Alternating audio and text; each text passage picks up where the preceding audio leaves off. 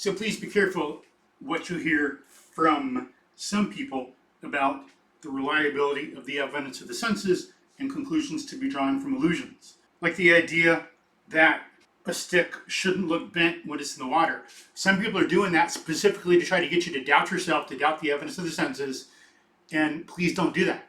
Learn to see what the senses are telling us, what they are made for. They have a nature, they are what they are. They're not for some Platonist or Kantian or someone else to prescribe a nature to. They have a given nature, it's for us to figure out what it is and not to impose some nature on it or say it's defective for not doing something someone wants to imagine it can do. Okay, so when the stick's in the water, it looks bent, and it should. If it was straight, there'd be a problem.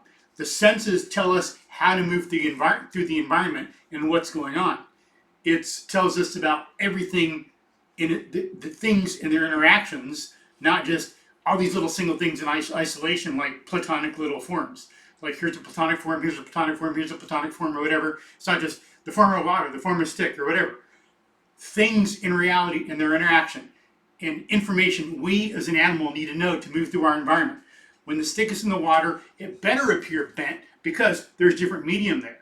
Partly what it tells us is that, oh look, here's where there's a surface change between air and water. We need to know that in moving through the world.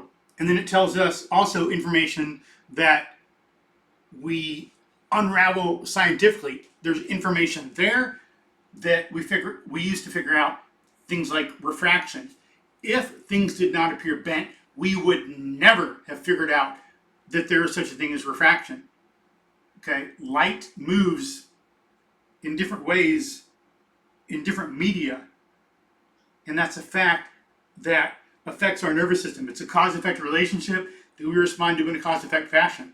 So when someone says that the stick should appear straight, they're ignoring causality and saying we should have some kind of platonic thing.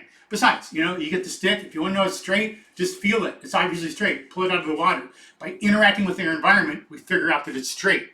That's what the senses are for, to help us move through the environment and to serve as a starting point for conceptual knowledge. So think more fully about some of these arguments to see that these arguments are wrong. Look at, for example, the ecological approach to visual perception. They have some very good ideas about interpreting so-called illusions. So when you hear something about an illusion and the evidence of the senses, and an argument doubting the evidence of the senses being valid, use critical thinking.